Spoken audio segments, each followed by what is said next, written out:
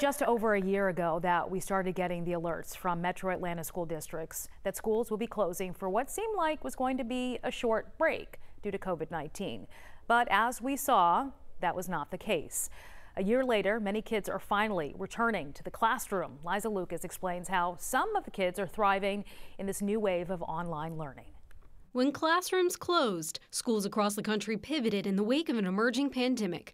11 Alive was there as students dealt with the hurdles of the digital classroom. In those early days, systems like those in Forsyth County crashed as students logged on. Going back to school, servers like Gwinnett's got overwhelmed, while some in Atlanta public schools struggled with a Zoom outage. But for some kids, the new option led to new success. I've learned during this time that we've been home and online is she's a self-motivator. She always did well in school, but I did not know that she was so bored. Michelle Smith's daughter not only thriving in remote learning, she's teaching herself Japanese. The fifth grader will soon join Fulton County Schools' new Fulton Academy of Virtual Excellence. A lot of families have realized that the virtual option is working for them. It's working for their lifestyle, it's working for their children, and they want to continue that.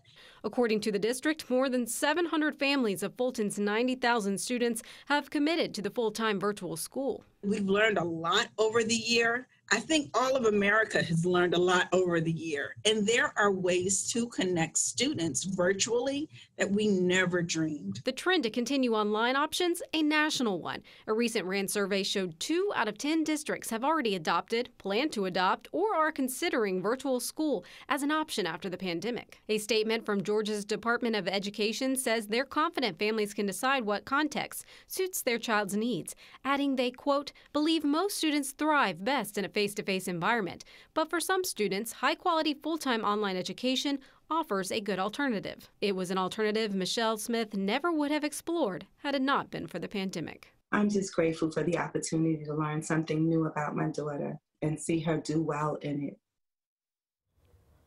Now, Michelle tells me not only has her daughter done well in her studies and school, but she's also kept up with her friends and her extracurricular activities. So this has been a real surprise for their family, and one that they have loved and are excited about come fall when it comes to FAVE, that Fulton Academy of Virtual Excellence.